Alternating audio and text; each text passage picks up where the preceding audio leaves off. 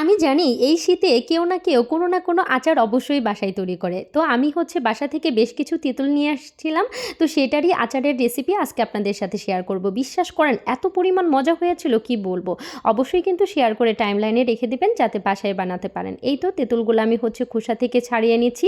আমার এটা খুব বেশি ভাপানো হয়ে গেছে তাই খোসা ছাড়াতে অনেকটাই কষ্ট হয়ে যাচ্ছিল। তো আমি কি করলাম খোসাগুলো ছাড়িয়ে আমি হচ্ছে পাঁচফোড়নের কোনো প্যাকেট কিনে আনি নেই, যে মশলাগুলো ছিল ওগুলোকে সুন্দরভাবে হালকা ভেজে গ্রাইন্ডারে গ্রাইন্ড করে নিয়েছি। তারপরে হচ্ছে একটা কড়াইয়ে বেশ কিছু সরিষার তেল দিয়ে তারপরে হচ্ছে শুকনো মরিচ আর হচ্ছে কালো জিরা, আদা বাটা, রসুন বাটা দিয়ে এটাকে খুব ভালো করে ভেজে নিয়েছি। তারপরে যেটা করেছি আস্ত কিছু রসুন এখানে দিয়েছি। তারপরে আমার এই খোসা ছাড়ানো যে তেঁতুলটা ছিল এটাকে ঢেলে দিয়ে বেশ কিছুক্ষণ নাড়াচাড়া করে এখানে আমি হচ্ছে হলুদের গুঁড়া, মরিচের গুঁড়া, জিরা গুঁড়া, ধনিয়া গুঁড়া পরিমাণ মতো সব কিছু দিয়ে আমি হচ্ছে এখানে যেটা করেছি আমার একটু লবণও দিয়েছি কিন্তু তেঁতুল বলে কথা। তারপরে আপনাদের টেস্ট অনুযায়ী চিনিটাও দিয়ে দিবেন। এই তো পানি উঠে এসেছে, আমি এই অবস্থাতে কিছু পাঁচফোড়নের গুঁড়া দিয়ে দিয়েছি।